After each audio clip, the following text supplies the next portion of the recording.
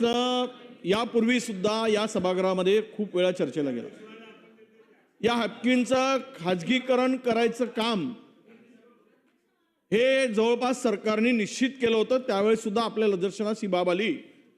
अध्यक्ष महोदय, खाजगीकरणच्या नावाखाली शासनाची करोडो रुपयाची मालमत्ता, आता तुम्ही म्हणालात की एकही इंच जमीन दिली नाही, नंतर पुन्हा बोलताना म्हणालात की 5 एकर जमीन टाटाला दिली, म्हणजे तुमच्याच बोलण्यात किती विसंगती आहे। 1 इंच दिली नाही म्हणून सांगायची आणि 5 एकर जागा टाटाला दिल्यानंतर कबूल करायचं।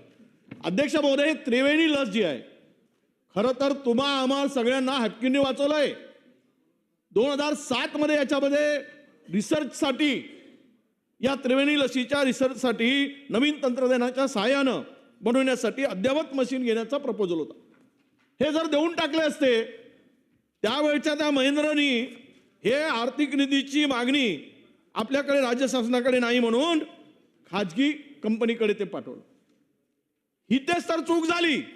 जर हे त्या ठिकाणी पाठवलं गेलं नसतं आणि तुमच्या डिपार्टमेंटनी पैसे दिले असते त्रिवेणी लसीच्या अद्ययावतीकरणासाठी, ॲडव्हान्स टेक्नॉलॉजी वापरायसाठी, तर आज ही संस्था मोडकळीशिवाय प्रश्नचिन्ह निर्माण झाला नसता। इथेच बेईमानीची खरी रूट जे आहे हे तुमच्या खात्याच्या इथेच बेईमानीचंही दिसते आहे। म्हणून माझा प्रश्न एवढाच आहे की तुम्ही यासाठी लागणाऱ्या या अद्ययावत यंत्रसामुग्रीसाठी, तंत्रज्ञानासाठी, हे त्रिवेणी लसीच्या बनवण्यासाठी आपण 150 कोटी रुपये लागतात फक्त।